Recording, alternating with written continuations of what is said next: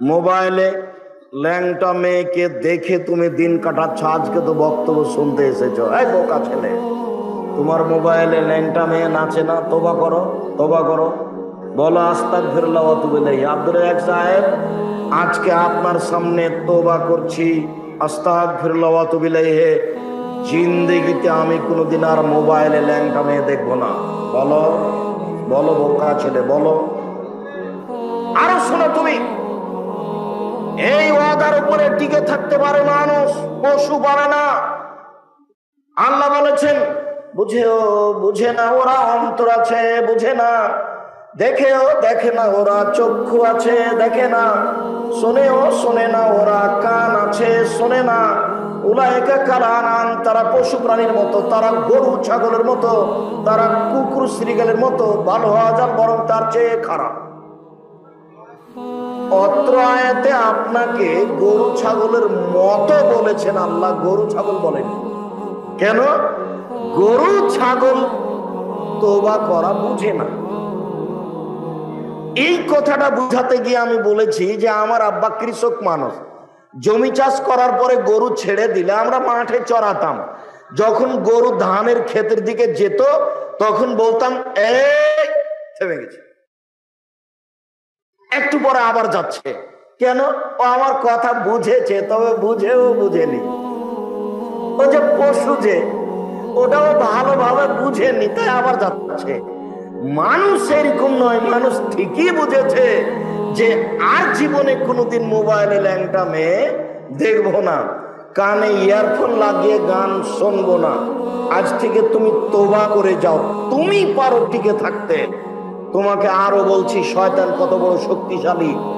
আজ যদি তুমি ঘরে এখন গিয়ে ঢোকো, কেউ যদি না থাকে, তুমি মোবাইলটা একবারে লক করে বন্ধ করে শুয়েছ, এরপরে 1 মিনিট পরে হাত খান ধীরে মোবাইলে চলে গেল।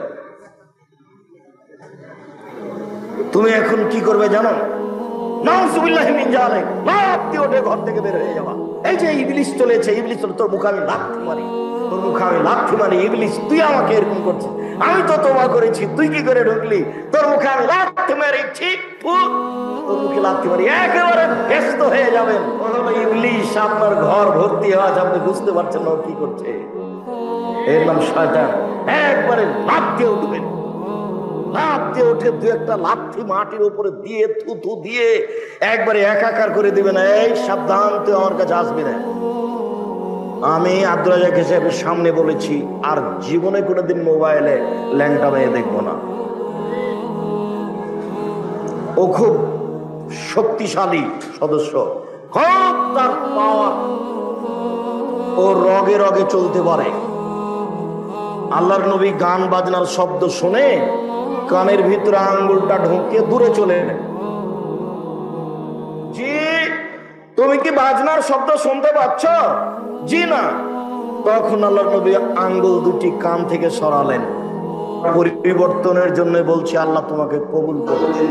এই কানের ইয়ারফোন যদি উঠে তো বক্তব্য উঠবে, আপনারা একসাথে বক্তব্য তোমার পরিবর্তনের জন্য বলছি, আল্লাহ তোমাকে কবুল করুন। তুমি আজ থেকে দৃঢ় প্রতিজ্ঞ হও, ভুল পথে আর চলো না। আল্লাহ তোমাকে হেদায়েত দান করুক, আল্লাহুম্মা আমিন। আমি তোমার জন্যই কষ্ট করছি এত রাতে, আর তুমি ওই জন্য এসেছ। যেহেতু দুইজনের উদ্দেশ্য একটাই, তাহলে একটু বিবেচনা করো।